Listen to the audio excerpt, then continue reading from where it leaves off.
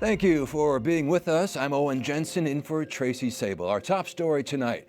A sharply divided U.S. Supreme Court ruled that the Biden administration overstepped its authority in trying to cancel or reduce student loans for millions of Americans.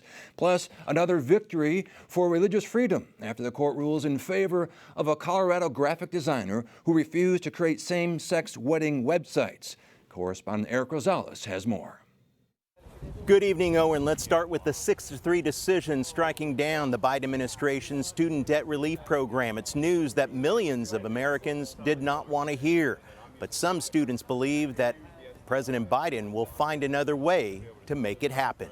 I do have faith that President Biden will come to his promise of the 40 million borrowers that student debt cancellation will happen, especially with repayments starting back in October. The court rejects the arguments that the plan was lawful under the 2003 HEROES Act law. The law says the government can provide relief to recipients of student loans when there is a national emergency like COVID.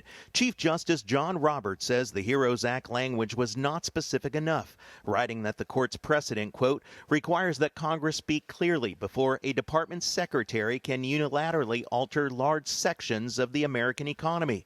Senior research fellow in education policy at the Heritage Foundation, Jonathan Butcher, says the Biden administration has already placed the burden on taxpayers for other student borrowers. The Department of Education has already made it easier for individuals with special needs to not have to pay back their loans. Individuals who work in the public sector now have much easier ways to either pay off their loans or have their loans forgiven, or again, shifted onto taxpayers. Bottom line, the court states the administration needs Congress's endorsement before undertaking such a program. The Supreme Court also dealt a major victory for religious liberties. In a ruling rooted in free speech grounds, the justices sided with Christian business owner Lori Smith of Colorado, who refuses to create websites to celebrate same-sex weddings.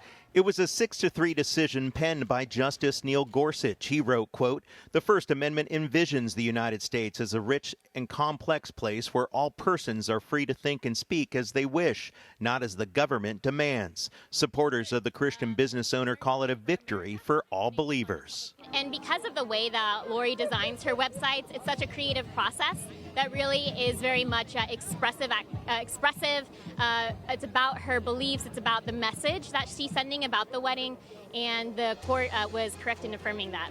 This case is similar to the Colorado cake baker who refused to make a wedding cake for a gay couple. In 2018, the justices decided in his favor as well. Outside the U.S. Supreme Court, Eric Rosales, EWTN News Nightly.